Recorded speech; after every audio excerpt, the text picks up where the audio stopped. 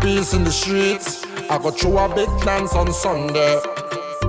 Calling my team, brethrens from all over. Well, you go see me now. Peace in the streets. We go stretch this line till Monday. Calling the teams, brethrens from all over. Remember when we run our dance together? Remember when we went stadium together? We play football and cricket together. Basketball, dominoes, cards together. We hear a rumor that spread on the low. They say up here, Caroline long so. We street in no love for show and all dance around back.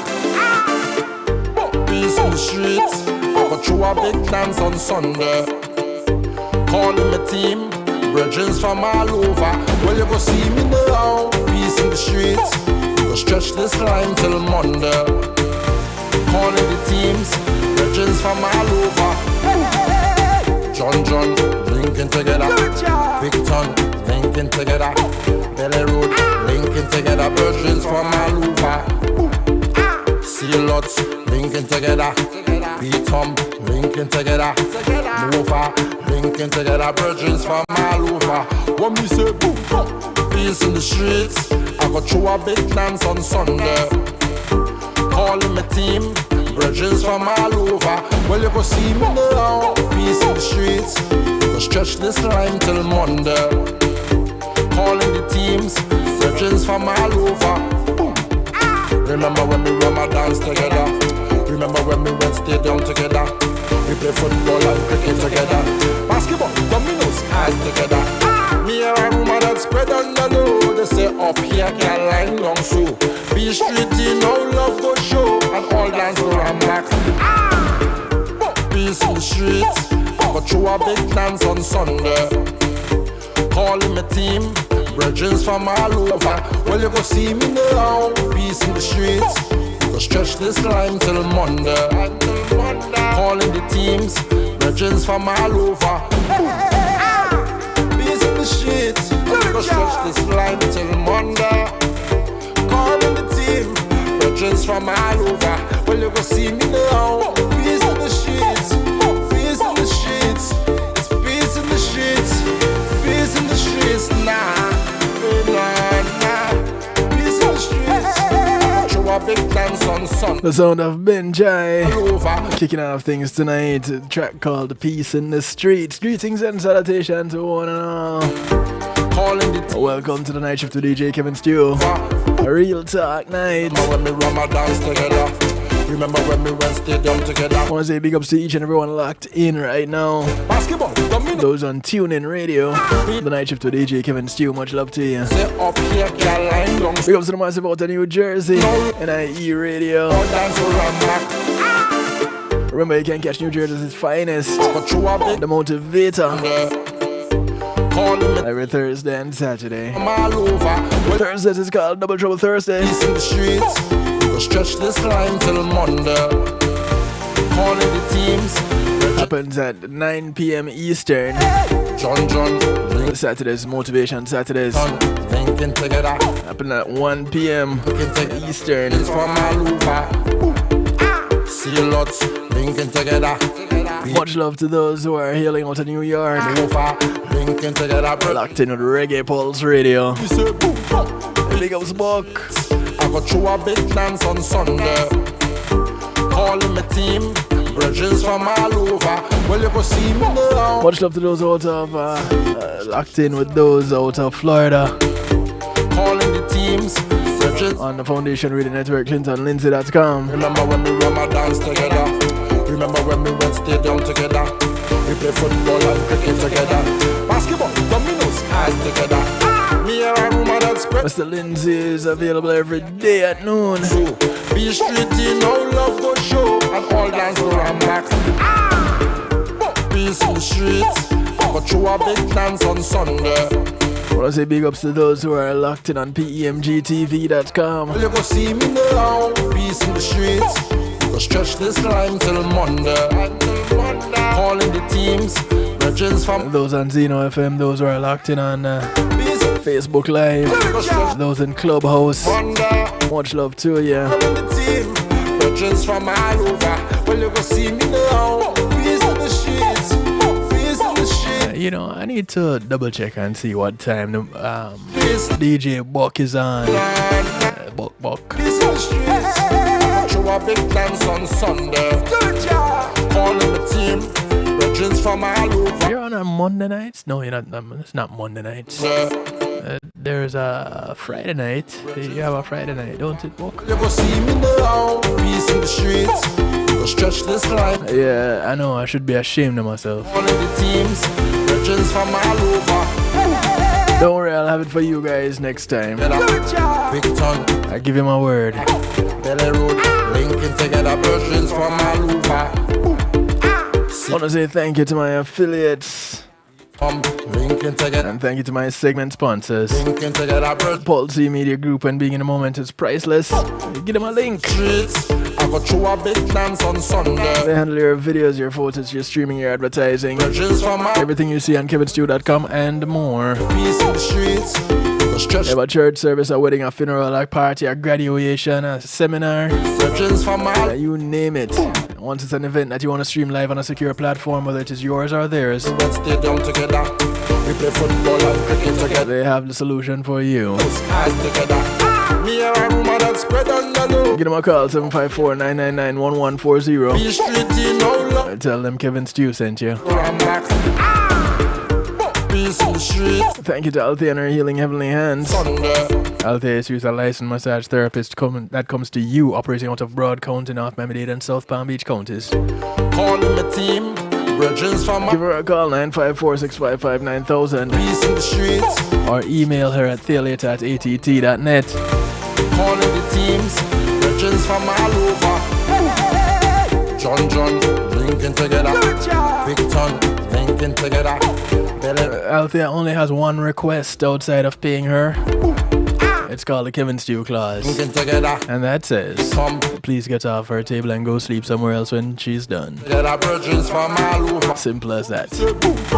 Peace That's because I always fallen asleep on her table. dance on Sunday. It's so relaxing. Bridges from all over. Well, you go see me I now. want to say thank you to Reggae Global Entertainment. Go stretch this line till Monday. Reggae Global will handle your booking, take care of your bookings, acting as your booking agent, Come and dance together. handle your tour management, Let's stay down together. your business registration, legal service referrals, marketing and promotion, music production, and more. Me and a rumor that spread on. Go ahead and give them a call, 954-804-8199, or check them out at reggaeglobalentertainment.com. Calling my team. Bridges from all over. Tell them you heard about them on the night shift to DJ Kevin Stew. Streets. Go stretch this line till Monday. I want to say thank you to Matt Neal Trucking. The teams. Bridges from all over. With Matt Neal Trucking, your goods are in good hands. Linking together. Big ton. Linking Go ahead and give them a call, 954-406-9740. from all over. They're licensed and insured movers in the state of Florida. Linking together. So you want to move from point A to point B, Linking together. have some things you want to put in storage, Linking together. don't have the manpower, the equipment, the transportation, Peace in the streets. can't work out the logistics. Dance on Sunday. No worries, talk with Matt Neal Trucking. Bridges from all over. Well, They'll work things out with you. peace in the streets. Just tell them Kevin Stew sent you. Till Monday. Numbers to call, 954-406-9740. Over. Remember when we run our dance together. Remember when we stay down together. We play football and cricket together. It's Real Talk Night. Eyes together. Me and a rumor And that I'm inviting you to call a friend, tell a friend, friends of your friends, friends of your enemies, enemies of your friends, and your enemies too. show and all dance to run back. Information is good for everyone. Peace in the streets. I go through a big dance on Sunday. And because we don't hate anybody around here, Bridges from all over. Well, you go see me now. Peace. I want to call everybody. Go stretch this line till Monday. Come on in, jump into the stew pot. Team. Water is always fine. What is a stew pot, you might ask? It's what others call a chat room. The streets. Just go to kevinstew.com and you are there. No worries, you just go straight there. Stretch this line You don't need to register. You don't need to offer your firstborn, an internal organ, or a blood sacrifice. over. John, linking together. The cost is $3.99. Belly Road, linking together. Virgins from Malu. If you do want to donate though, Seal lot, just click on the donate button on kevinstew.com. linking together. Nova, linking. Proceeds go towards the running of the broadcast and the website. I got through a big dance on Sunday. Calling my team. The sound of Ben Jai. Well, you go see me now. Track called Peace in the Streets. Go stretch this line till Monday. I want to thank you each and everyone for locking in, logging on. So glad you could join us. Come and dance together. Remember when we went stadium together? Glad to have you. I couldn't do it without you. Basketball. And you have my word, I wouldn't even try to. Me and a rumor that spread on the road. They say up here can't line long so. Hey Marlon, what time is Buck on? All dance to run back I want to say big ups to Marlon, the GM, in the streets. the general manager from Reggae Global Radio. Calling Remember, you can catch Marlon on Mondays and Wednesdays, 7 p.m. Eastern. Real Rockers. in the streets. Talk about a music entertainer. Yeah, that's this guy right here. Virgins from all over. Bees in the streets. Go stretch this line till Monday. Tonight we're addressing hate. Calling the team. Virgins from all over. You hear me talk about it all the time. Bees in the streets. Some time ago I had addressed it. It's bees in I went looking in my archives and guess what? It's not there, so what? I'm just gonna do it again. the streets. No worries. Dance on Sunday.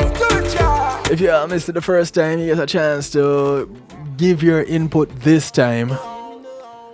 And you don't even have to worry about it, you know. You missed out on the first time, or if you did catch the first time and you wanted to say something then and you didn't get the opportunity, here you have the opportunity now. 773-789-STEW gets you in touch. 773-789-7839. Call, text, WhatsApp, Telegram, they all work. You are encouraged to use the phone line to call, however, and to text, jump into the stew pot. Remember, it's on right there on kevinstew.com. Others call it a chat room or fancy. We call it the stew pot. You can remain anonymous if you wish. You can put your name if you wish. Either way, we'll be interacting. Big ups to those on Facebook Live, those on Clubhouse. Remember, it's a segment broadcast. So you're not getting a whole broadcast on Facebook. You're not getting a whole broadcast on Clubhouse. Come on over to kevinstew.com or one of the affiliates to get the entire broadcast there. Okay? Cool. Any comments already? Am I seeing a comment here on Facebook Live? Big up to Hubert. Much love to you, brethren. Truly appreciate love all the support that you give. I've said it before and I'll say it again. This time you're here right now to hear it yourself. You are one of the most supportive listeners as I have. You pretty much share each and every one of my Facebook Lives. And segment or not. You know, whether you got to tune in or not. And I truly appreciate love that. And appreciate of you. Thank you. So, we're addressing hate tonight. Does anybody ever stop to think about what hate is and why we do it? According to Psychology Today, and you know I like to pull from Psychology Today when we address certain things, right? According to them, the idea that we are separate from one another, that fuels hate. Crazy, right? Now, this is a piece authored by Ashley Palatra and Edward Brockden.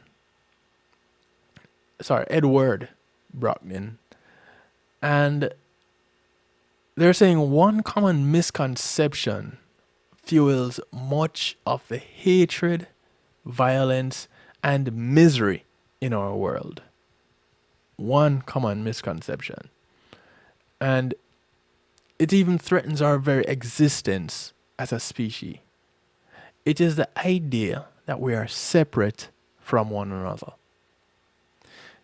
Some of you might remember I did a broadcast with New England Professor David and also his wife is also a professor of physiology, and David Smith and his wife Sabrina Smith. And he authored a book called what was that book again? Oh my goodness. I just looked at it. It is supposed to be here, but it is not. But it is called Dehumanization. That is what it is. And so he writes about this whole idea of feeling like one group is more superior than another. And this being one of the things that fuels this concept, this idea that hate exists, this concept of hate. To some extent, according to the article on Psychology Today, we are hardwired to view other people as separate, alien, at times threatening. Within fractions of a second of meeting someone, our brains subliminally label the other person as a potential friend, mate, or foe. It's amazing how we do that. We categorize people within seconds of meeting them. You're the saying that first impressions, you only get one chance for a first impression, and first impressions last. These things happen in the first impression. And this is how some people get categorized. And for some, they can never get out of the category that you place them in within that split second. They're just stuck there. Nothing that they did, that's just how it is. And so our brains somehow manage to do that. Our brains naturally prioritize and become rapidly conscious of faces that seem threatening. And on top of that, the other race effect, or the tendency to recognize faces of our own race more quickly than those of another race, socializes us towards implicit biases. Now, not only not being able to accurately read someone's face is a good example of psychological distance that interferes with our ability to understand one another because of that differentiating. Social, cultural, and political trends like the growing political polarization within the United States exacerbates our tendency towards in-group / out-group dichotomizing. Now, some of you might have heard me mention this whole idea of people being in a particular group feeling like they're better, they're closer, they can relate to them because they're a part of the group, the in-group. And for some reason, I don't know if it has to be cultural wiring. It has to be socialization that does it. Because we're born not recognizing groups. We're born feeling the desire to be held, the desire to be loved, the desire to be fed. Not recognizing that someone else is not like us, someone else is not from our group, not from our culture, not from our race, not from our country, not from our anything. We're taught that. And we're taught that by our parents, we're taught that by our friends, we're taught that by the society that we live in and are raised in. Now, if you live in one society and you're raised because of technology by another, you'll think differently. Think about that for a moment. we tend to think of ourselves as more connected to members of our in-group, our family, our friends, members of the same generation, gender, race, sexual orientation, ethnic or political group. All these things are considered in groups. And whenever we're a part of one of those groups, that is our in group. And we're cool like that. But we often think of ourselves as very separate from people outside of our in group who may seem less likable, less understandable, less trustworthy, and even seem to be quite threatening. This tendency to pit in-group against out-group was probably adaptive for survival tens of thousands of years ago, when the population was much lower and humans lived in small migrant communities that had to stick together to survive the elements arrayed around them. Even today, it would be hazardous to immediately trust every stranger who comes along. But in the densely populated, technologically advanced, highly interconnected modern world that we live in, the much greater danger for humanity as a whole is failing to see and appreciate our commonalities. This decision of separateness can block our ability to work together to address urgent global problems similar to the pandemic, systemic racism, climate crises. We can't collectively address some of these things if we consider ourselves separate and apart.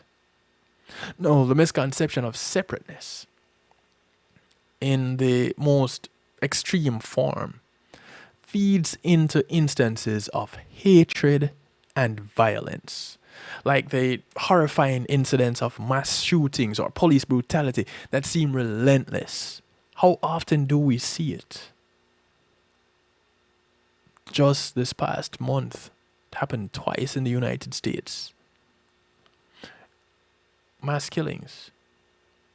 Now, according to this article, according to this writing here on Psychology Today, if Derek Chauvin had the capacity to see George Floyd as fundamentally the same as himself, as a fellow human, as a brother, then he probably would have never kneeled on his neck.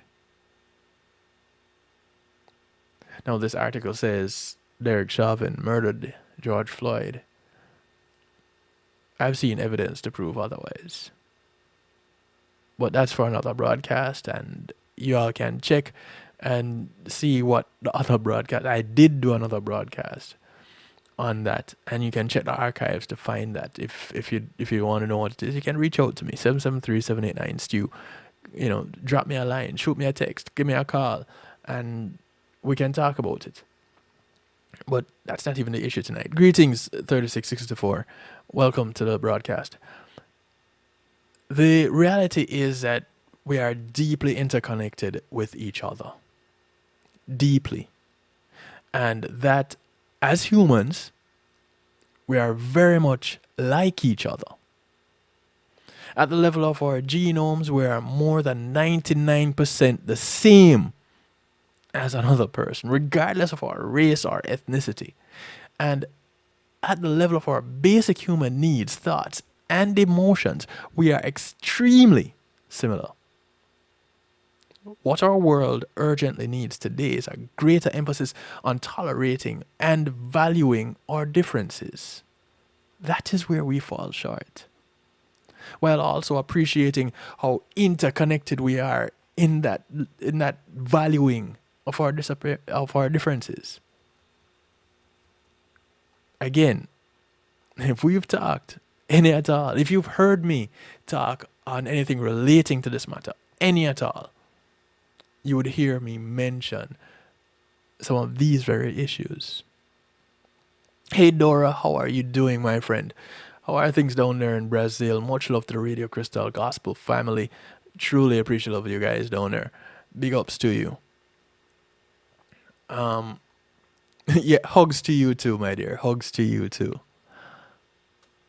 The idea that we need to value our connections to help each other and work together, that's not a new concept. It's the stated moral and ethical basis of all the major religions that have been around for thousands of years, and the moral basis of secular humanism down to its very core. Even though people's behavior hasn't always lived up to these ideals, this has been there. Yeah, we're more alike than we are different. But someone somewhere came up with the idea that we should be different. Hi, Karen, how are you doing? In 1963, after being arrested and mistreated for his non-violent action for civil rights, Dr. Martin Luther King Jr. wrote in his letter from a Birmingham jail, and this is Birmingham, Alabama, that we are all part of an inescapable network of mutuality, tied in a single garment of destiny. In that same year, less than a year after the US and Soviet Union had a brush with mutual annihilation in the Cuban Missile Crisis, John F. Kennedy made a bid to find common humanity with the Soviet people, saying, "We all breathe the same air, we all cherish our children's future, and we are all mortal." If that at the foundation of existence, at the mere thought of it, doesn't describe humanity across the board, I don't know what does. So then where does this hate thing come from? Why should we harbor such feelings of hate? Why should we think we are so different from another person? Where did this come from? Where did the superiority complex come from? Where does inferiority complex come from? Why isn't there more of a mutuality complex? Why? Here we are, though,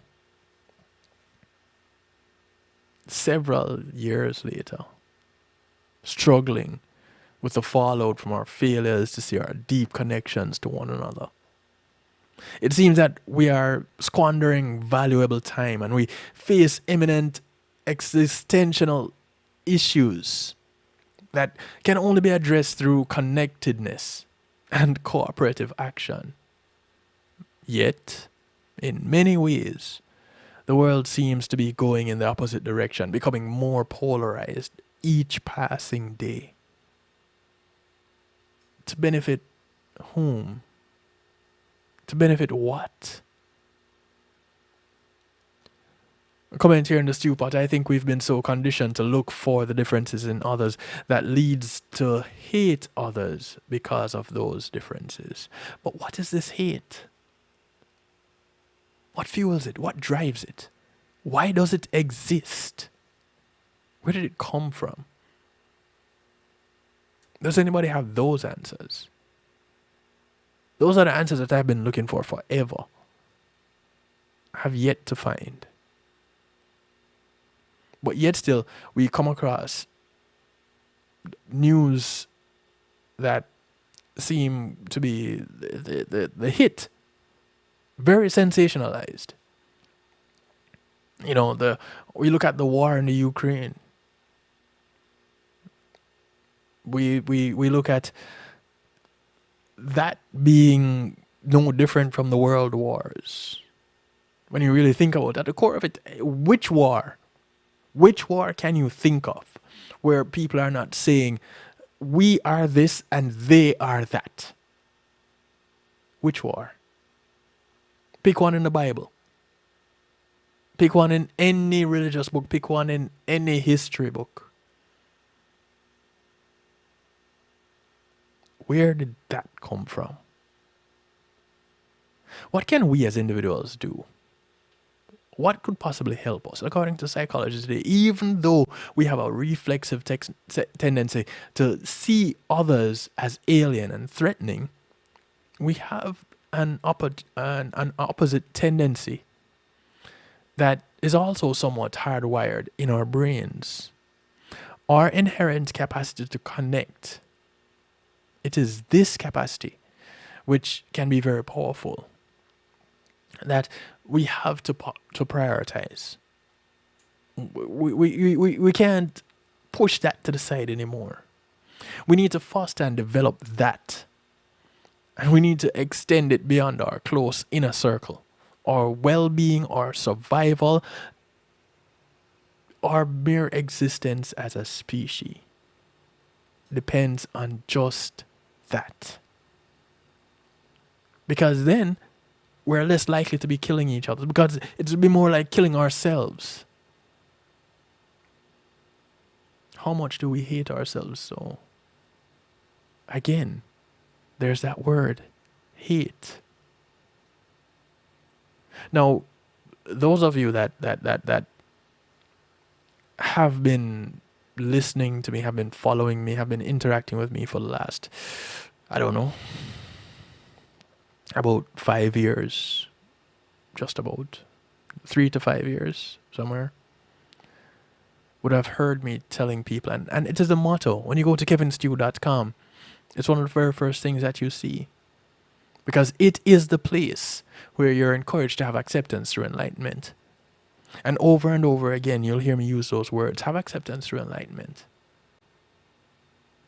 Well, the very first time I had looked at addressing this particular topic of hate, I was determined to walk away from that moment with something positive.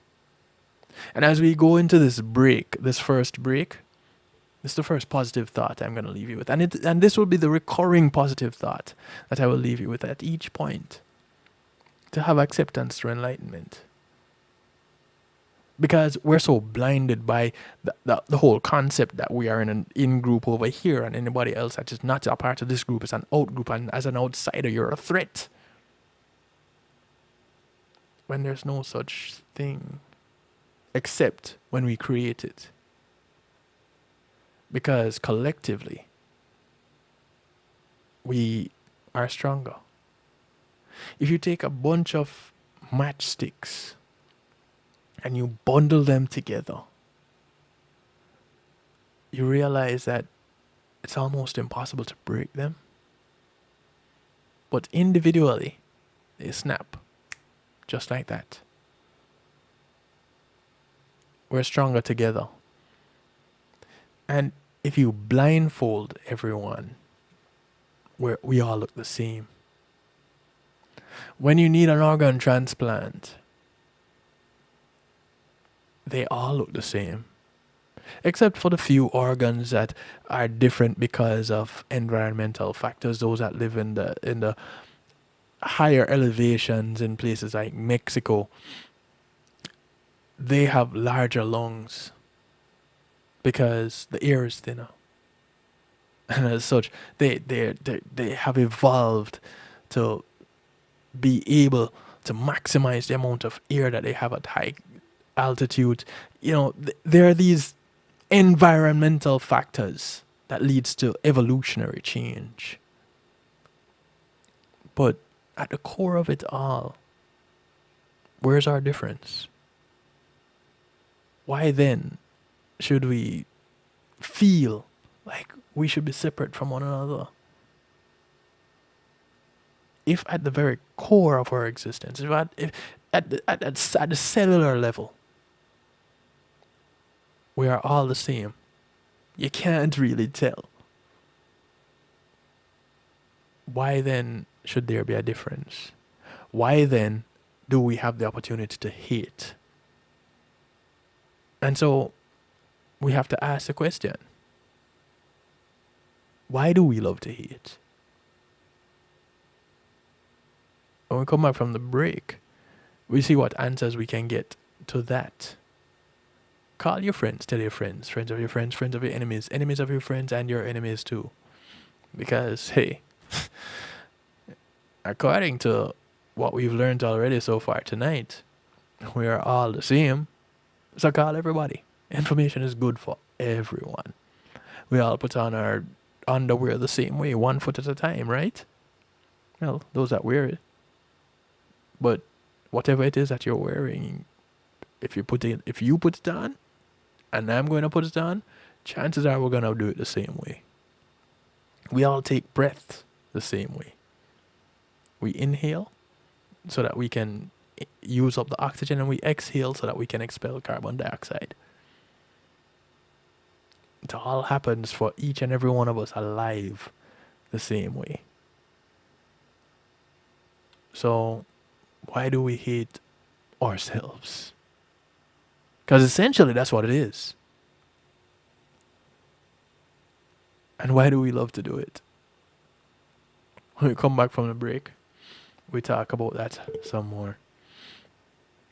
773-789-STEW gets you in touch.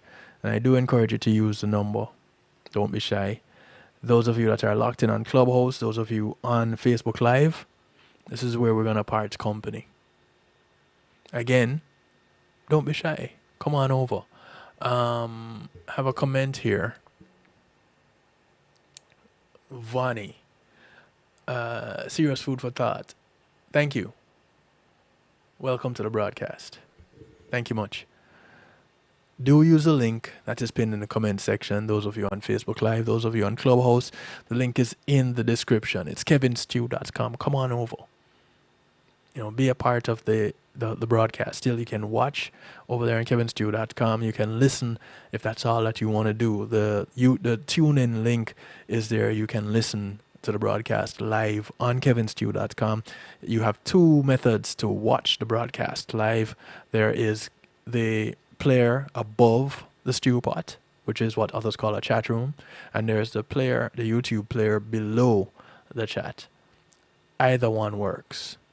Those of you on YouTube Live, the broadcast continues. Those on the affiliate stations, NIE Radio, Reggae Pulse Radio, the Foundation Radio Network, ClintonLindsay.com, PEMGTV.com, they all remain. The broadcast continues. We'll be back after these few messages, which starts with a reminder that this coming Saturday, downtown Fort Lauderdale, GMAT Music Solutions presents Rhythms of the Heart, the 90s Culture Party. This happens at Eats 876, which is located at 627 South Andrews Avenue, downtown Fort Lauderdale, just south of the Publix. So come on in. The doors open at 8. Ladies are free all night. Party all night. DJ Lethal Blacks brings the music and the 90s culture to us. Come on in. Have a great time. Carry a friend with you. You don't want to party alone. You don't want to enjoy yourself alone, right? And do remember also, Father's Day is coming up. Ladies and gentlemen, boys and girls all around. As an independent Mary Kay consultant, I'd like you to know you can visit my Mary Kay store. That's marykay.com/KevinStew. Yes, that's my store. And there are products for men that are there. Men with beards, there's beard care. We all have skin, so all the skincare products are available for men too. But there are also fragrances. So get something today. Order something today. Don't wait too long. Don't wait till the last minute. Get your orders in today. All right? Cool.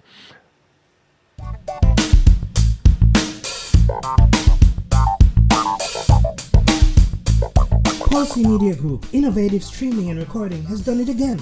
A new way to get your business in full view of your neighborhood consumer through AdShare TV. It's available in your neighborhood today. It's easy. Just call us 754-999-6020. Become a host today and place a TV monitor in a strategic location so it's easy to see.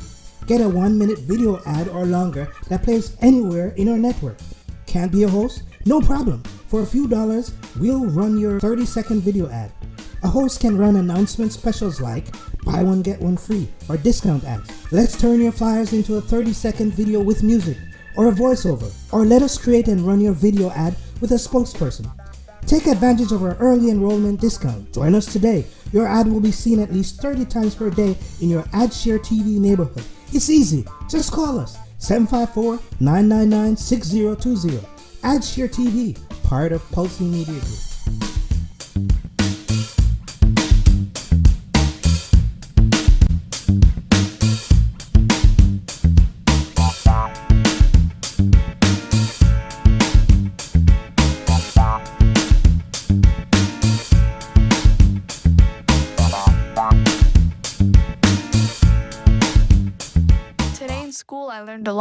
Today in school, I learned a lot. In chemistry, I learned that no one likes me. In English, I learned that I'm disgusting. And in physics, I learned that I'm a loser. Today in school, I learned that I'm ugly and useless. And in gym, I learned that I'm pathetic and a joke. In history, I learned that I'm trash. Today in school, I learned that I have no friends. In English, I learned that I make people sick. And at lunch, I learned that I sit on my own because I smell. In chemistry, I learned that no one likes me. In biology, I learned that I'm fat and stupid. And in math, I learned that I'm trash. The only thing I didn't learn in school today? The only thing I didn't learn today? The only thing I didn't learn is why no one ever helps. Kids witness bullying every day. They want to help, but they don't know how. Teach them how to stop bullying and be more than a bystander at stopbullying.gov. A message from the Ad Council.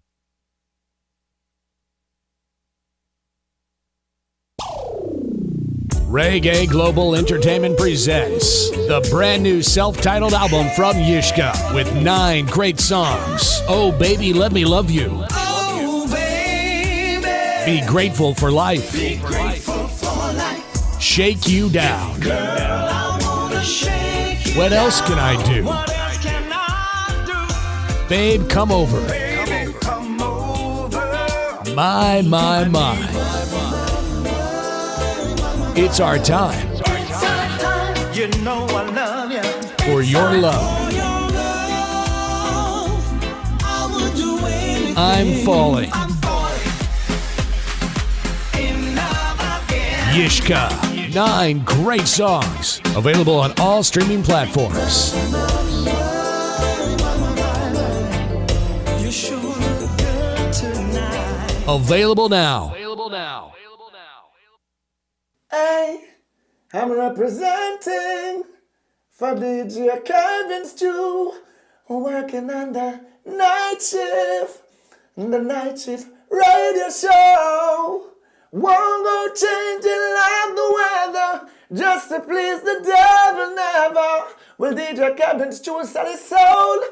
That's a word and honor. It's Christine representing word and honor. Celestia DJ Kevin Stew.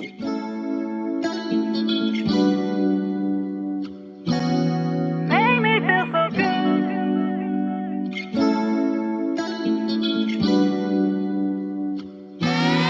Make me feel so good.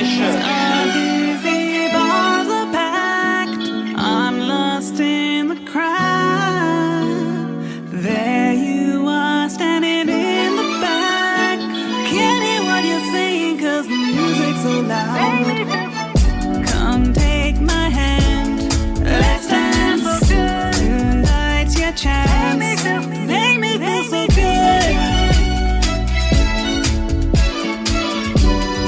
Tonight's your chance.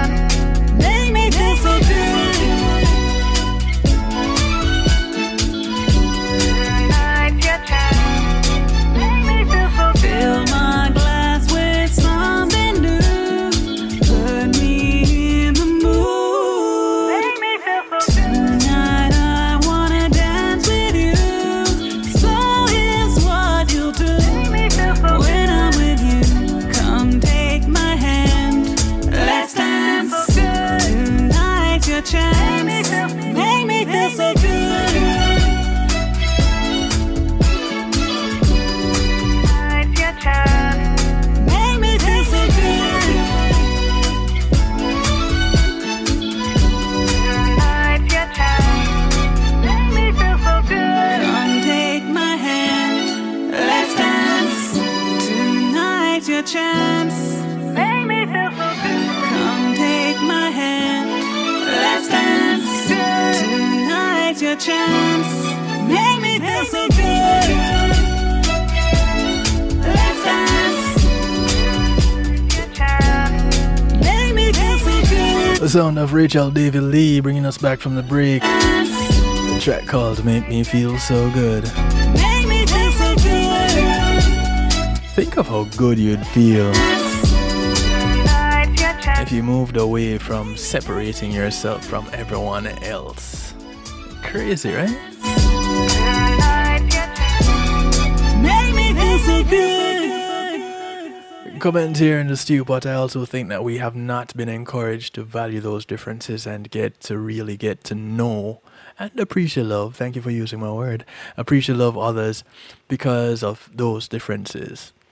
Some have the idea that if others are different, they pose a threat to the well-being of others. So rather than embracing the differences in each other, we allow fear to dictate our actions and behavior toward others.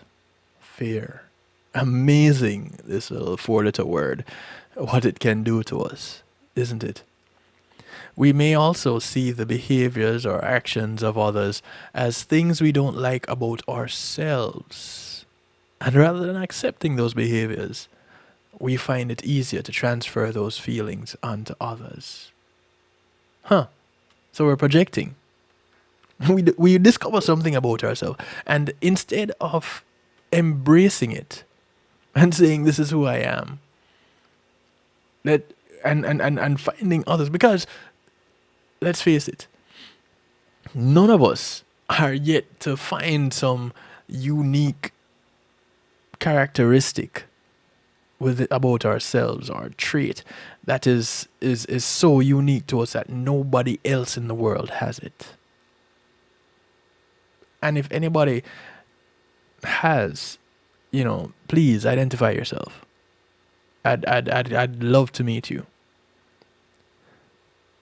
There was one young man, extraordinary young man. His name is Ben Underwood. He could, quote unquote, see by way of echolocation. Now, he wasn't the only person in history to do that, but he was the one in recent history, the one that was documented and reported on. And he passed away some years back from cancer, ocular cancer, which spread. But he was a remarkable young man. He played video games, ran up and down the stairs, just like he had eyesight. He rode a bicycle, he roller skated, he played basketball. He did everything a normal seeing person would do. He was normal. He just wasn't seeing the way that people traditionally saw. And I remember talking with his mother, and we still talk occasionally at Conetta Garden. And she spoke of how remarkable he is, or he was. And what a joy it was. And everybody accepted him. I don't know if it was because of his unique ability to see the way that he did, but he was readily accepted by others. He accepted others because, well, of course, he couldn't see anything other than the image that his brain processed by way of his clicking noise. The same way dolphins use echolocation, the same way whales do it.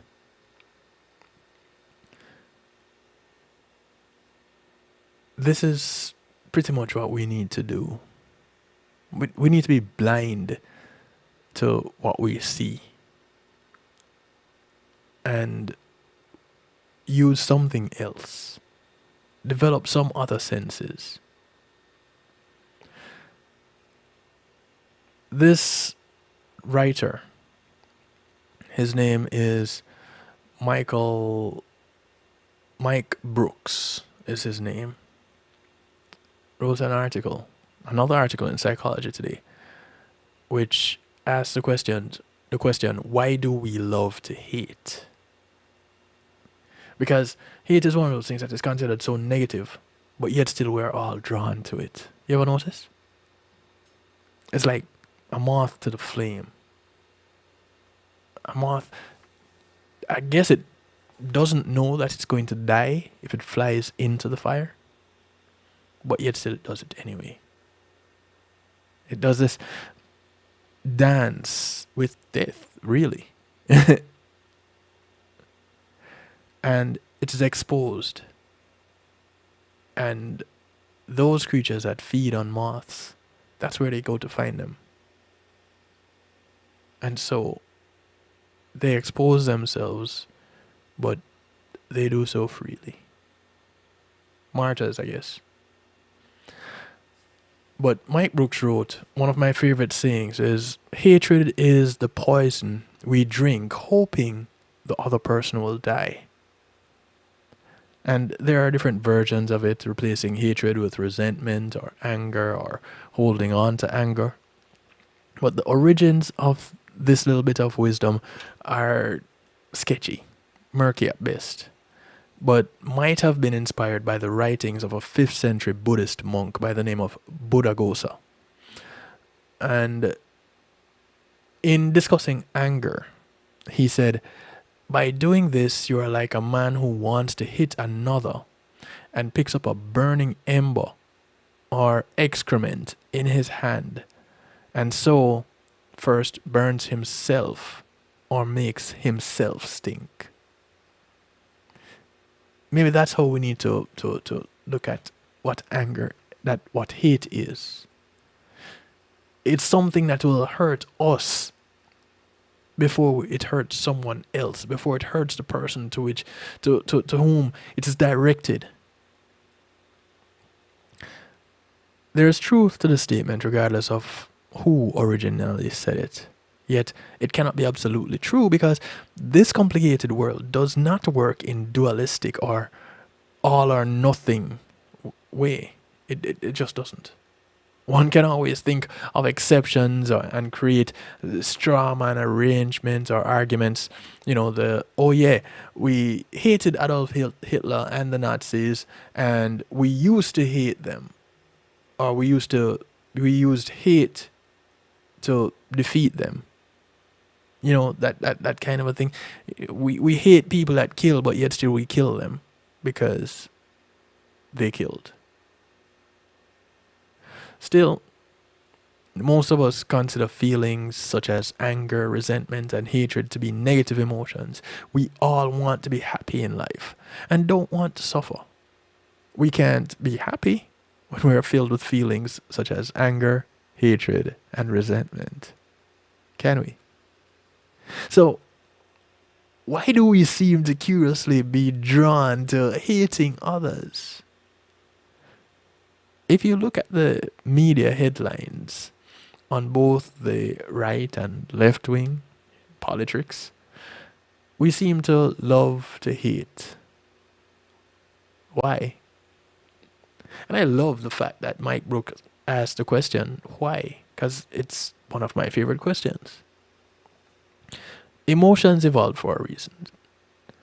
They are mental shortcuts that in general move us toward things that are good, generally good for us.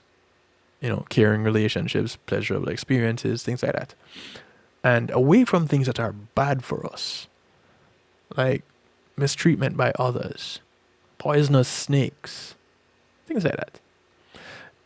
In this sense, negative emotions such as anger, resentment, and hatred are not inherently bad. They are often useful. If they were not, we would not have evolved to experience them. As an example, hate can motivate us to avoid or defeat others who could threaten our well-being, or that our family, the well-being of our family or our tribe. And evolution and natural selection are about the survival of the fittest. not loving our enemies. So we can't pass on our genes if we meet an untimely death at the hands of an assailant, right? So I guess it could be a good thing, but that ends up being one of those gray areas, doesn't it? Now, is it that it is hate that is fueling us to protect ourselves and our tribe, or is it just self-preservation because of a perceived threat? Not necessarily a genuine threat, a perceived one. The problem is that we live in a world that is very discrepant from that of our hunter-gatherer ancestors. The evolutionary mismatch likely contributes to many of the societal problems that we see today. We perceive enemies and threats to the well-being of ourselves, our family, and our tribe in forms that would make no sense to our ancestors. Issues such as gun rights, taxation levels, abortion rights, immigration and healthcare reform, and climate change are incomprehensible from an evolutionary standpoint. Yet, arguments over such issues have contributed to the rise in political sectarianism and negative partisanship. At this point, substantive disagreements over issues take a backseat to us versus them sentiments. Anybody can become angry. That is easy. But to be angry with the right person and do the right and to the right degree at the right time and for the right purpose and in the right way. I hope you caught all that. Let me say it again. Anybody can become angry. That part is easy. But to be angry with the right person and to the right degree and at the right time and for the right purpose and in the right way, that is not within everybody's power and is not easy. Those are the words of Aristotle. Evolutionary feelings such as anger and hate motivated our ancestors into immediate action to deal with perceived threats. Our autonomic nervous system would be activated and the fight, flight, freeze instinct would kick in. Adrenaline, the rush. For feelings of anger and hate, this would likely involve more of the fight aspect. However, in this evolutionarily mismatched modern world, perceived threats to our well-being are plentiful and come in forms that would be totally foreign to our ancestors. The media feeds us a constant stream of threats from those quote-unquote others, because we can't help ourselves but to be drawn to it. As described in books like Hate Incorporated, many media outlets are on both the right and left profit from fomenting hate. And it's so true. So what do? Because they're profiting from it, they continue to do it. The internet and social media make it all too easy also to access information that keeps us seething. Again, here we go. You fuel the hate so that you can get more ratings, so that more people can talk about it, so that more people can be into it, so that you can encourage and incite more people to do the crazy things that they don't need to be doing. January 6th. You remember that date? That was when the Capitol was stormed. Fueled by what? Why? No, people are facing charges for it. Unnecessarily. People have lost lives, families have been destroyed. For what? For hate? What is this hate? We did not evolve to stewing in such feelings so constantly. Being in a chronic state of stress is literally unhealthy for us both physically and psychologically. And as a result, we can suffer from a host of negative health outcomes, such as increased inflammation, heart disease, a weakened immune system, gastrointestinal problems, depression, and anxiety. This is the poison we drink hoping the other person will die, but we're killing ourselves. Alternatively, we might view hate as the candy that everybody wants. If lust and hate is the candy, if blood and love taste so sweet, then we give them what they want. This is the words from the song Candy Everybody Wants. The group 10,000 Maniacs. We are drawn to hate because it can feel so good. It feels good because it reinforces the tribal connections that historically were essential for survival. Being cast out from a tribe could mean death. So our ancestors were highly motivated to maintain their tribal allegiances. So if you cast out someone from the tribe, was it because you hated them? So that's what we're doing with each other. We're casting each other out of our tribes. Although hate might have some negativity associated with it, some negative feelings are largely offset by the positive feelings associated with increasing our tribal connections. And this is why misery loves company. Our hatred shared with in-group members is transformed from misery to intoxicating, righteous anger. It's also why heated sports rivalries, even ones that turn hateful, can feel so good. Especially when our beloved team defeats our hated rival. Again, why do we hate so much? And it's interesting that Buddhists might have inspired the wisdom of hate or anger is a poison we drink hoping that the person will die, the other person will die. It is suspected that Buddhists, because of their practice, rarely experience the positive feelings that are derived from in-group hatred of an out-group. Can you imagine a group of Buddhists being fans screaming vulgarities at their rivals during an intense sport, say hockey or football? Can you imagine? It doesn't quite add up, does it? The media is both a mirror and a lens. It both reflects and it magnifies our intent, our inherent attractions to tribalism. It shows our attraction to anger and hatred.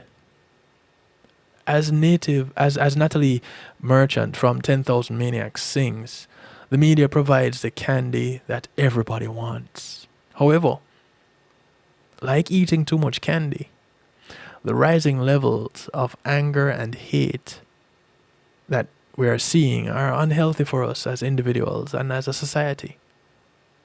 Until we realize this, we will continue to consume this candy oblivious to our own slow suffering.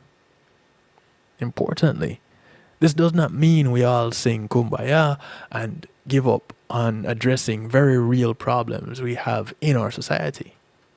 It means that we need to find ways to transcend the anger to hate because the amount of candy we are consuming is making us all sick.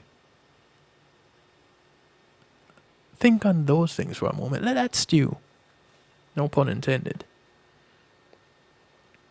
Let it, just think on that for a moment. It is what the very thing that we don't like is the very thing that is still fueling us. And what do? We dig in just a little bit more. We consume just a little bit more. We want it just a little bit more. Is it just because it is so wired within us? Are we actually wired to hate? And if we are, why are we so wired? Does it go back to this whole idea of tribalism? That our tribe needs to survive, and anyone that is not within our tribe is a threat to us. And we need to perceive them that way. But again, it is because we don't know what those outsiders bring. We didn't stop to find out. We just said they're not from here, so they must be a threat. Anything from outside these walls are a threat. You watch Finding Nemo, outside of the reef is dangerous. It's not to be explored. So many of us, all we know is that little bit of, acreage, that little bit of the earth that we live on. That's all we know. And anything outside of that is a danger. We need to stay away from it. Avoid it at all cost, because it will mean our demise if we explore it. So, if our shade is mocha brown, then we should not associate with vanilla, because it's not like us and it's dangerous. But yet still, you close your eyes and they all look the same, unless they speak and then they sound different, because they may have come from different parts of the world. The accent is different, or the language is different, and that's instead of something becoming something uniquely different, that becomes something dangerously different. Amazing how in its uniqueness it is so dangerous, because it's different. And so our in-group remains a safe place, the out-group remains a dangerous place, and nobody from either group thinks, wait, what do we know about these other people? Hence the whole concept of having acceptance through enlightenment. The moment you stop and you learn something about that other thing, that other person, that other group, are they still that scary thing, person, or group? Are they still that dangerous thing, person, or group?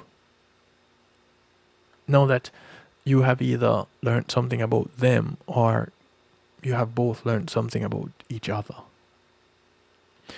We're going to take a quick break. When we come back, we look at the question of, could it be possible that humans are wired to hate, and why?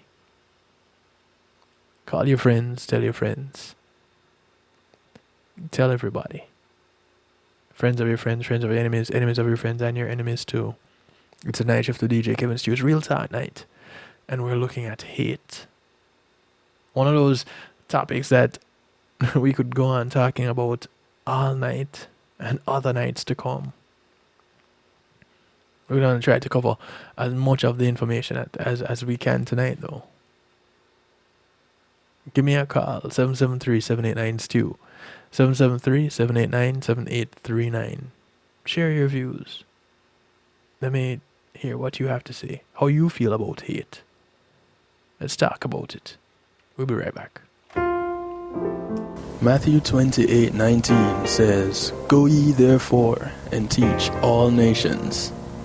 With this in mind, and encouragement received during a South Florida media conference, The Church Links was birthed.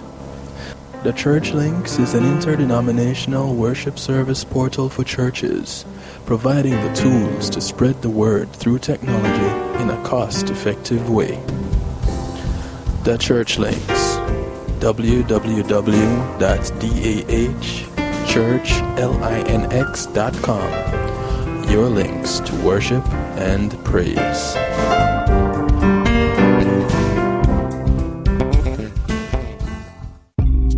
Making great music is one thing, sharing it with the world, that's another. Let the professionals at Reggae Global Entertainment help you to another level. Specializing in artist management, booking, public relations and marketing, and promotion, Reggae Global Entertainment can help you with event planning, websites, photography, and video production, press releases, legal services, and graphic design. They can even help you with music production, so you can get the sound that you want every time. Call Reggae Global Entertainment at 954-804-8199. That's 804-8199. Or visit them online at reggaeglobalentertainment.com. Teddy Greaves Jr. with 6 brand new songs out now on his brand new EP, Teddy Greaves Jr. with songs you know and love like Can You Stop the Rain? Can you stop the rain? One Last Cry. Can't Get Over You. Wait Too Long. You and I. And One Last Cry, the acoustic version. Teddy Greaves Jr. Now available on all major digital platforms. Teddy Greaves Jr. When being in the moment is priceless, consider the ability to share that moment. If you can video it, you can broadcast it. And Pulse E-Media Group has the tools you need. Weddings, birthdays, funerals, graduations, church services, parties, seminars, you name it. Pulse E-Media Group can provide you with a secure medium controlled by you to broadcast your event. Contact us at www.pulseemediagroup.com for more information. Pulse E-Media Group, when being in the moment is priceless.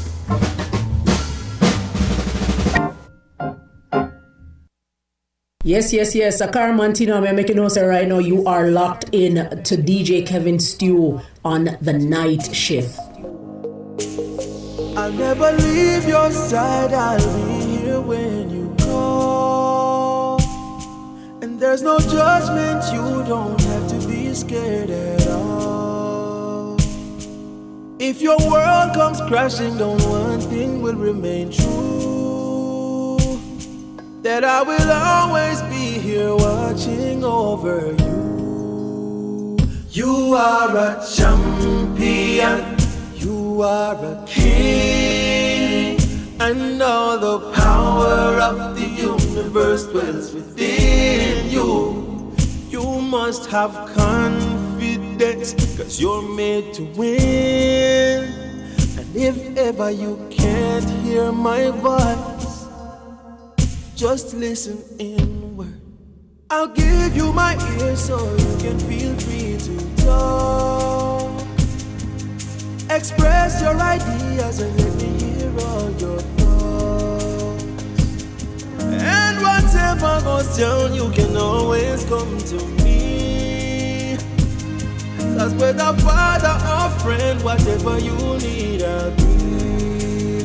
Stand on my shoulders so you can see that there is nothing in this world you can't achieve. It is your future, you hold the key. Never be afraid to lead and rule your destiny.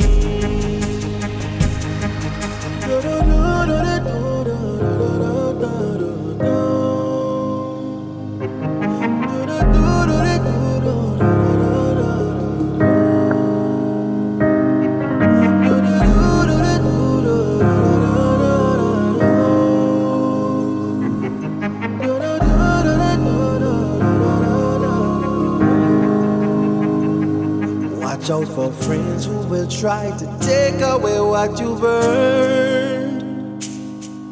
Their agenda is hidden, but you got to deserve. Cause when the party is over and everyone's had their fun, they've got their own lives to live and you got your race to run. My son, run like a champion, lead like a king. Know all the power of the universe dwells in you. You must have confidence, cause you're made to win. And if ever you can't hear my voice, son, just listen inward.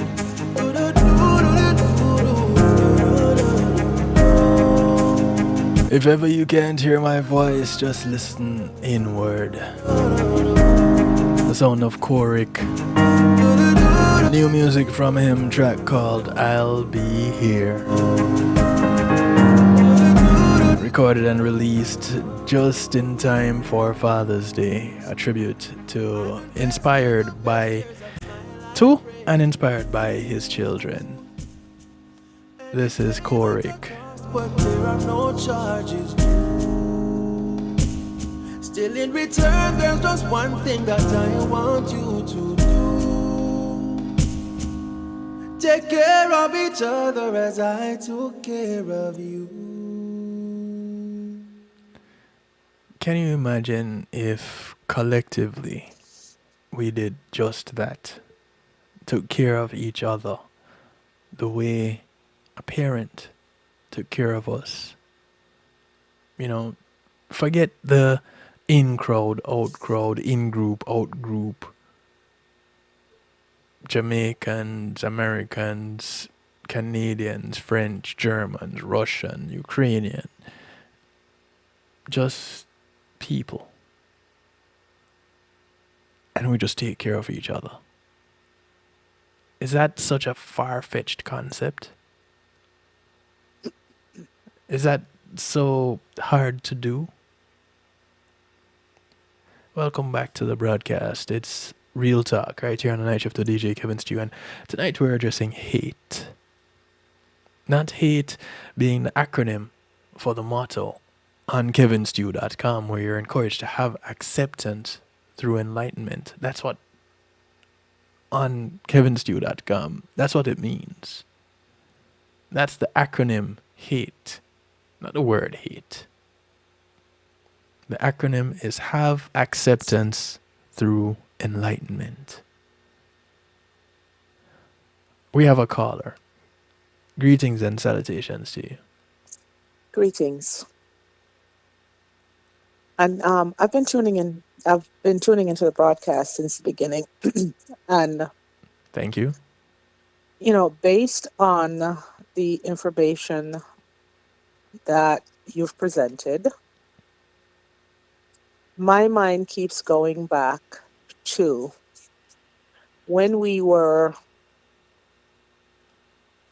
I'm going to even put it, infants. Mm-hmm.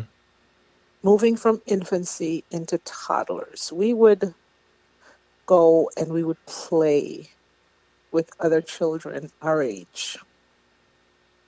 We didn't look at their height, their disabilities, if there were any, their differences. We just saw that there was another little person out there. They were the same height as us. They did the same silly things as us. And we were like, oh, I just picked up something from off the ground and ate it. And And, oh, look, that other person over there did the same thing. Oh my God, we're so much alike. Wait, you had to go with picking up something off the ground though, and eating it. Hey, listen, as a kid, it tasted better when you picked it up off the ground versus when your mom took it off of a clean plate and tried to feed it to you. You would fight that, wouldn't you? But let that thing fall on the ground, and you're like, oh my God, you pick it up and you eat it. It's like, Okay, so added flavor from germs. Cool. hey, listen, look at us. Hey, listen, we made it. Also, I'm sitting up here and I'm wobbling and walking, and I haven't got this walking thing down to a pat yet. And I'm falling down and I get back up and I look up and I see, oh, look at that other little person over there. They're doing the same thing. Oh my God, I'm not by myself. I'm not the only one that's going through the struggle. Oh, look at that one over there. They just tried to climb on something and they fell over. Let me go climb Not it and show them. Not once did I say, oh, look at that black kid over there. They're trying to, they did the same thing that I did. Look at that Asian kid. As a toddler, as an infant, we have not been conditioned or taught to look at the exterior. The exterior is like, oh my God, there's another little person. They're my height. They're doing things that I do. And I'm sure that the majority of us have seen pictures or videos or posters of children interacting with each other, different race, different sizes, different disabilities, whatever you call it. There were differences. Mm-hmm. And not once did you see that child react to the differences that you and I as adults see. Because they haven't been around long enough. They haven't been conditioned enough to say, okay, we're the same height, we're the same size, we do the same awkward things. But it's different. When did it become different based on our race, our nationality, our disabilities? It wasn't until we were taught or we were conditioned that to start looking at those differences and making those differences an issue.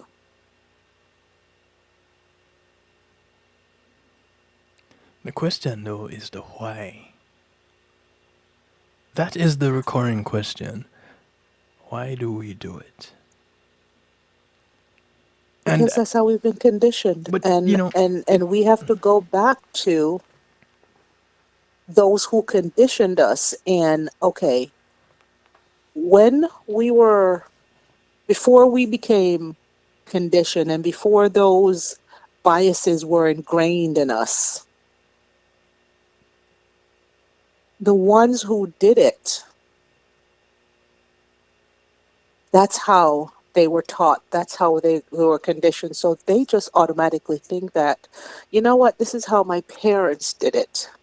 This is how their parents did it. And we keep passing it down from generation to generation until a generation, and that could be one individual that decides, you know what, no, this is not acceptable. I am going to be the one that changes how the next generation is going to interact with each other. Is it going to be based on my biases that have been handed down from generation to generation?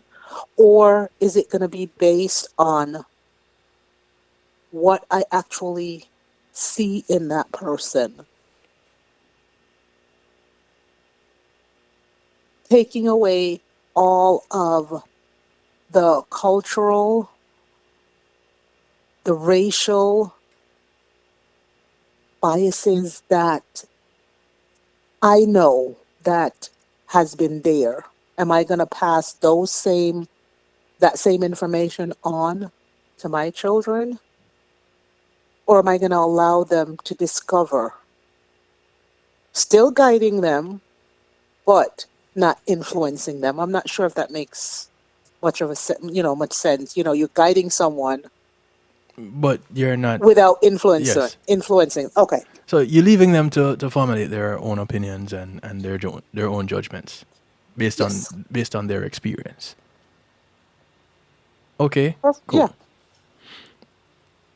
Now, the issue is not everyone has gotten to the point where they can accept the fact that they need to relearn how to live.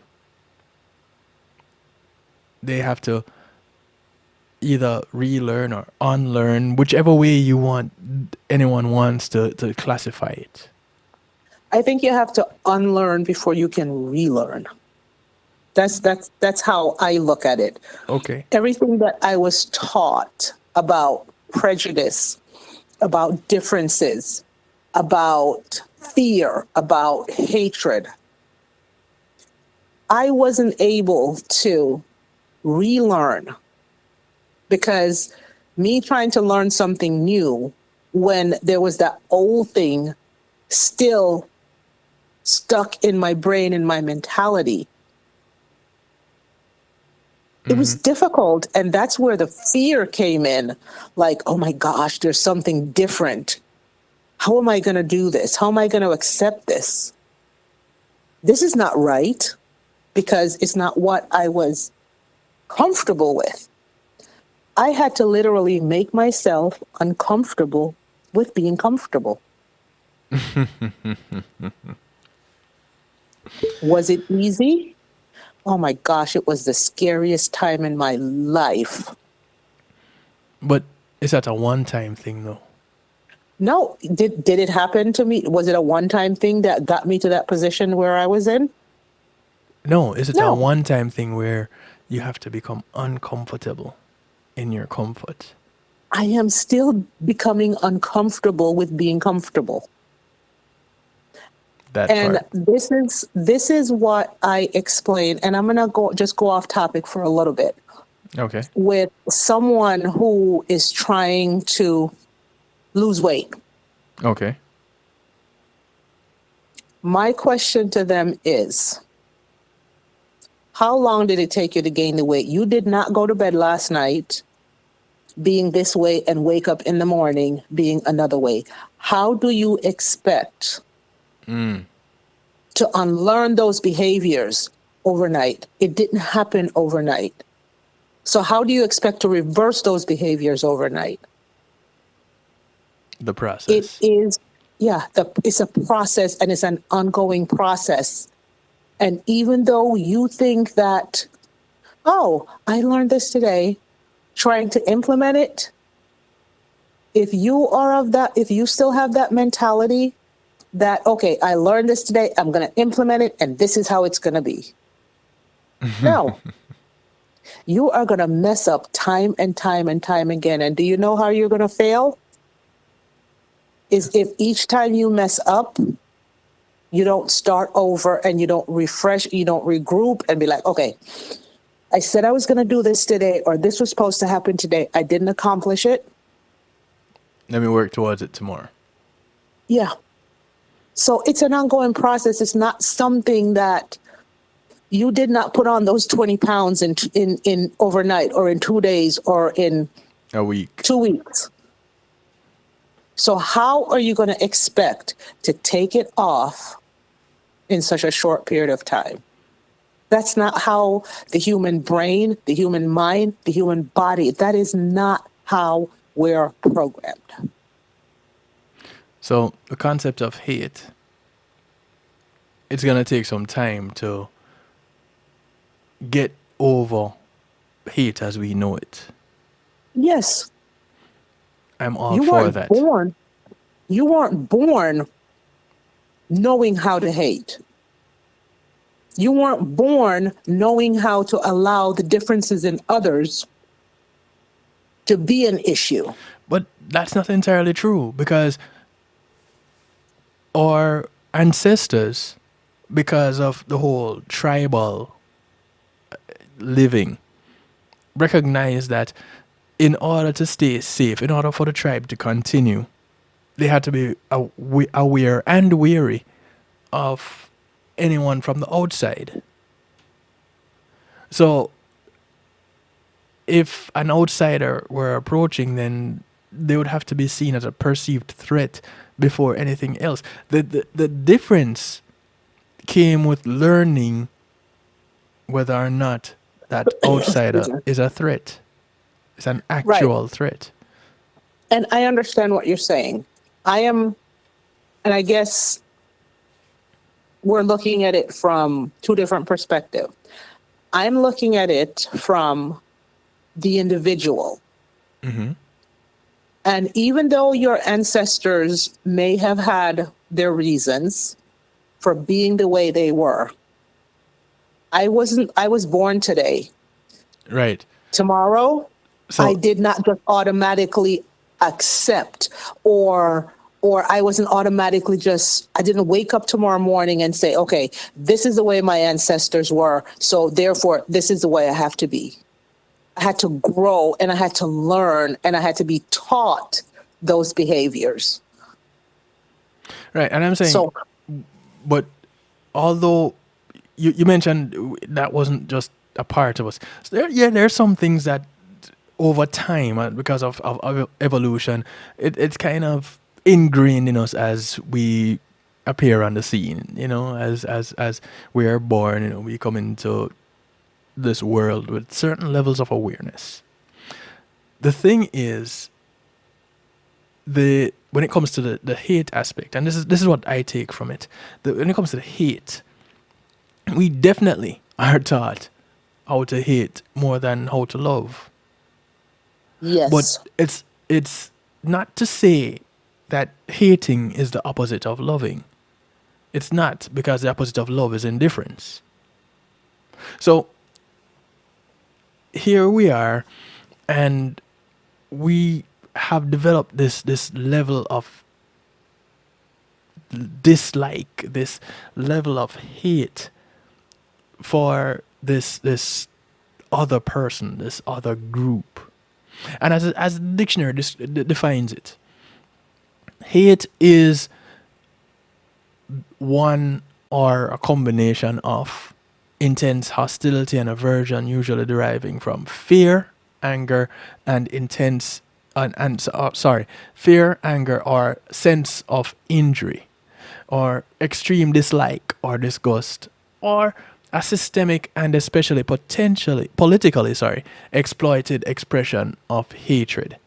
That's how the Merriam-Webster dictionary defines hate. So it's one of those things, that aversion, usually deriving from fear, and that is the one that I lean towards the most. And I look at it as someone young who is inexperienced. If someone who I'm going to use as a role model, experiences something, and we are so quick to give our opinions to others, some of us are going to just automatically accept it because, listen, we look up to this person, so what they're telling us or what we see them doing must be the right thing. Okay. There are others who are going to be like, wait a minute, that doesn't look right. But that is not the norm. That is not the majority that questions things and say, wait a minute, but you told me this, but now here you're doing this. Which is which?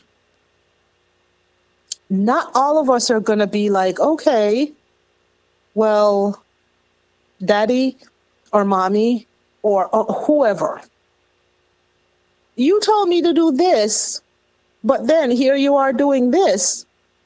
Which is it? Some of us are going to be like, okay, well, you know what? Mommy said this, and mommy's been around or daddy's been around longer than I have, and they must know more than me. So let me just go ahead and do as I'm told. Says no child ever. Admit, no child ever. Mm-hmm. But deep down, we are afraid to change the narrative. Deep down, we are afraid to try something new. And, you know, this generation, the millennials, are really making it difficult for those, what came before millennials? Is it the Gen X or the whatever? Yeah, the next Or generation. the baby boomers. I'm not even sure what I am classified as now. Mm-hmm. But the transition has been scary, to say the least. But I'm sticking with the process because I have questioned what I was taught, how I was conditioned, because it's making me uncomfortable. So that means that I find an issue with it. The difficult thing, or the scary thing about finding issues with something is when you're the only one that you know of to have an issue with something. Everyone else around you seem to be comfortable with it, but you within yourself have an issue with it. So move against the grain of the group. That can be difficult. So how important is it to you? Be that part. Being that individual that recognizes that, hey, you know, I don't really subscribe to that. That does not resonate well with me, that particular thing. And so I am going to operate differently. And that's where you have to become uncomfortable with being comfortable. Are you going to be the one that takes a stand? Or are you going to be the one that, you know what, everybody's doing it, so let me just go ahead and do it?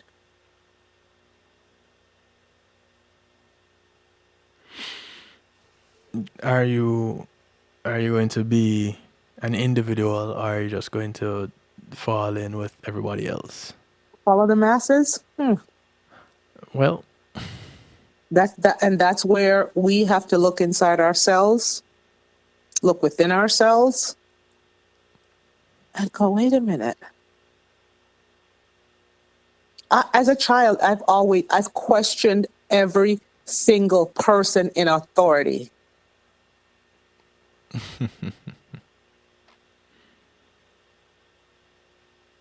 Some of them look at me and just like, do it because I said so. That has never been okay with me. Do it because you said so. What, just because you think you're older than me and you've been here longer than me, you know what's right and you know what's best for me and you know, no. But wasn't that something that you've never adopted that as a parent? Nope. Well, more kudos to you.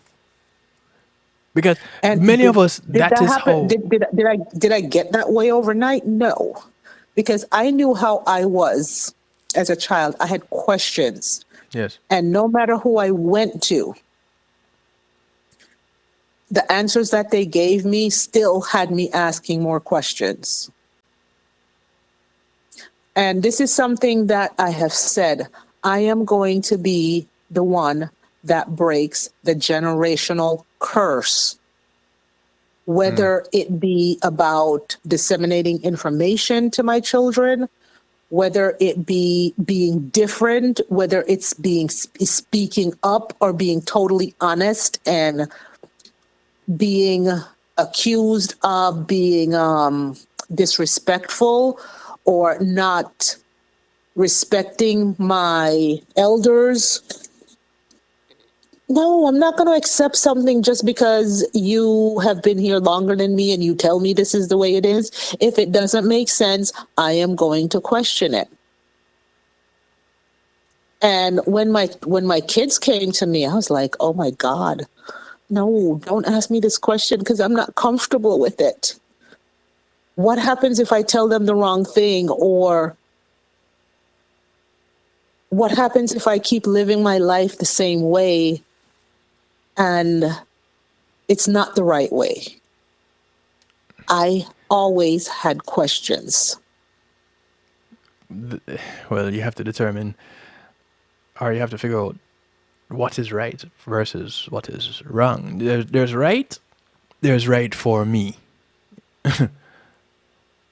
And I don't know if it is the right being the acceptable right by the masses, by 50.1% of the population, versus the right for me, which is only accepted by 49.99. So it's still the minority. You know what I mean? So it might not necessarily be the popular thing, but right, that ends up being subjective. With hate, for me, and again, this is why I came up with the motto that I have, to have acceptance through enlightenment. Because it is that unknown, it is that fear of the unknown that fuels hate so much. Yes. And I made a comment earlier that we allow the fear of the differences of others to dictate how we treat them, rather than, you know what, you and I believe in different views about religion, about relationship. Yes. I'm right, you're wrong. That's my perspective. Your perspective is going to be, and I'm saying those are the ignorant perspectives. I'm going to think I'm right and you're wrong. You're going to think you're right and I'm wrong. Rather than us sitting down and having those difficult discussions about, okay, I believe this, and this because you believe this, and that because, and be like, okay, wait a minute. Why do you believe that? And you're going to say certain things and I'm going to be like, oh, that makes absolutely no sense to me. To me. And I am going to say things that makes absolutely no sense to you. And we're going to do one of two things. We're either going to continue the discussion because we're going to be so intrigued about, you said this and... Help me understand it. I understand it, but I don't agree with it. Or there you go. Help me understand how you came to this. Yeah. And I'm sure I'm going to do the same thing to you. But it's going to get to a point for some people that it's going to be so uncomfortable with becoming comfortable that I'm going to be like, you know what? No, I can't do this. So therefore, you're right. You're wrong. I'm right. Bye. See ya. And I'm going to go off and pass this on to somebody else. And when that person challenges me, you cut them off the I'm same going way. to do the same thing. Yeah. And it's a vicious cycle that until we stop and approach this as, you know what? Something's not right here. Let me take that uncomfortable position and figure out what is going on. Is it something about me? Am I seeing things about me in this individual that I haven't learned, or I refuse to deal with myself? So I see it in you. So I hate myself. Therefore, I'm passing on that hate to you. And I'm saying that because I have been there. I have done that. Where did it get me? I was miserable. I had certain biases against certain individuals, certain classes of people, all because of my ignorance of not taking the opportunity to learn about the differences of other people, of other females, of other classes, groups, races. Here's the thing. Becoming enlightened, learning of these individuals, learning of these things, the perceived opinion of right or wrong, the thing is to move away from that. It's just to understand, which is neither right or wrong. It's just understand. You don't have to agree with it. Once you understand it, it changes your Yes. how you react to that particular thing. You don't have to agree with it. You don't have to take it on as your own. And you don't always have to. And that's one of the things that I've learned on my journey is to say to someone when I get to that point of understanding, you know what? I understand what you're saying. I don't agree with you, but I understand. That's where we learn to agree to disagree. Yes. And so when it comes to hate, and recognize it, understanding that everybody, that hate exists. It's something that whether it is for survival or, well, it all boils down to survival, I guess, because as an individual, you feel threatened by something or someone, and that ends up being hate. So you don't learn about it. It will always be, I need to survive, so I need to either destroy this thing or to stay away from it in order for me to survive. Self-preservation. Only because you don't know what the thing is.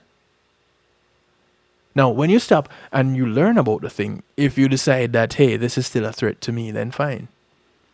But now you have taken an educated position to stay away from it. Right. And you know the reasons for yourself why you have chosen, not because it's what somebody told you. And it's not because you hate it either. You don't hate it. It's just different. And you're not does used not to it. work for you. And that's all it is. And so what that does is it takes away that aspect of needing to destroy that thing. Because now it's no longer, it is a threat to me. It is just that it does not work for me. It can still exist. I don't need to destroy it because it's not a threat. And so we look at all these mass shootings and these wars and everything that is going on all around us. And if you think because you are in the US and the war is happening over in Russia and the Ukraine, that it has nothing to do with you and you don't need to worry about it. Yeah, that's not true. Take a look. That affects us all. Take a look at the prices of everything. Yeah. Which is going to affect us whether we agree with it, whether we disagree with it, whether we hate it, or whether we accept it. We're still being affected. The only difference is, my opinion, is how you decide to let that affect you.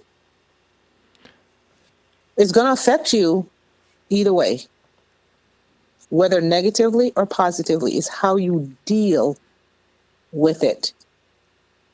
In my opinion, But that is going. That is just the recognition of it part. Bless you. The recognition of the emotional aspect, that hate part, which says, my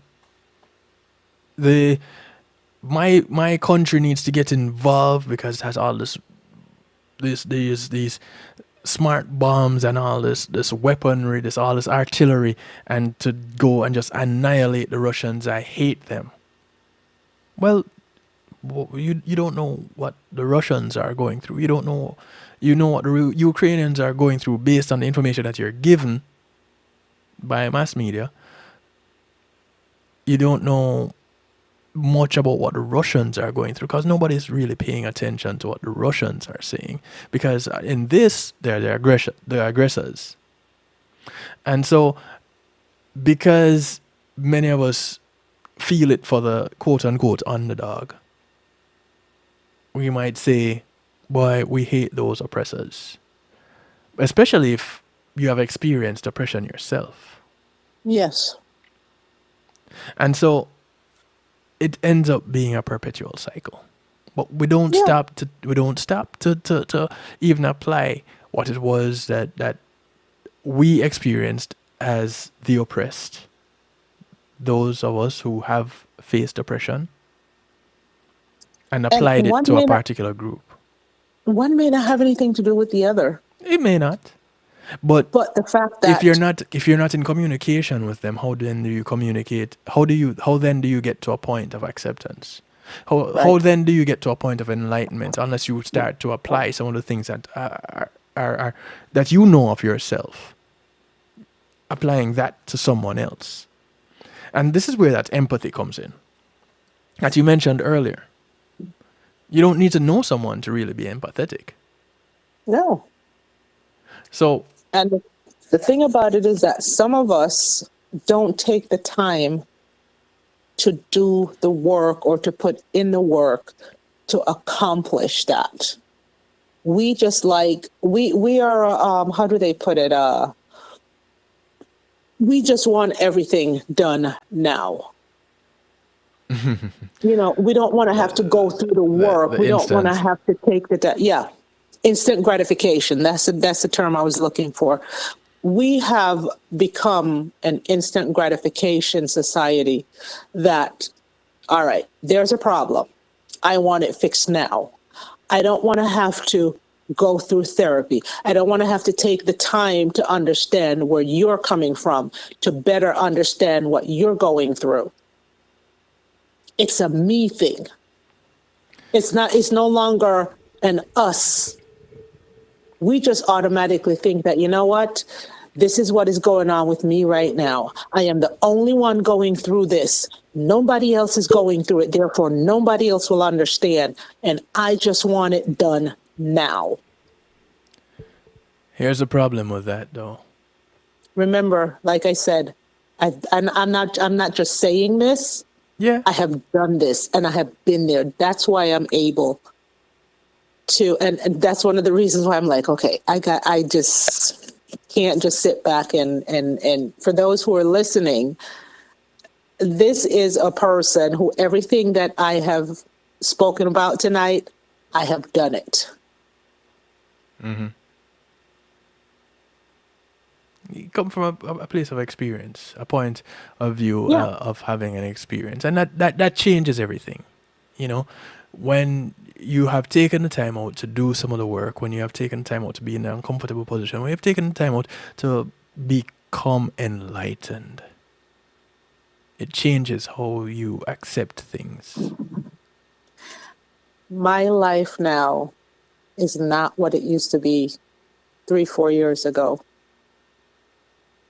I am learning to accept the things that I cannot change, to change the things that I can. And the wisdom and to know the difference. Or the wisdom to know the difference. I have seen that phrase my entire life, and just reading it, now I'm living it. Good. And my life is, I'm at that stage in my life where if I'm fulfilled, and I look forward to the next thing that makes me uncomfortable, because I am developing, or I haven't developed. I'm developing, and I'm learning the strategies how to get through that, to get me to the point where it's okay to be uncomfortable with being comfortable. It is not going to happen overnight. It's not something that you're just going to push that button and it's going to be fixed. You got to put in the work. Yeah. And time flies when you're having fun. It's about time for us to wrap up now. And like I said, this is one of those topics. No, it's time to part company. Wow.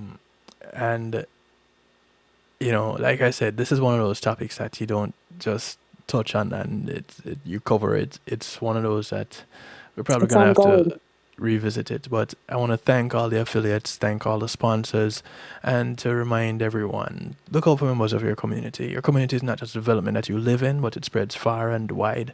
So those you pass on the bus, the plane, the boat, or the train, whether you walk, ride, or drive, these are members of your community. Do something good for one of them today, because you never know who's going to do something good for you tomorrow. My name is DJ Kevin Stew. This is how I like to do it to you, for you, and with you every Monday, Tuesday, and Wednesday right here, kevinstew.com and affiliates. Much love to you. Y'all take care. Thank you very much for calling in and sharing your position. Y'all take care. Good morning, good afternoon, good day to you wherever you are in the world. From right here in South Florida, I bid you a good night. Peace.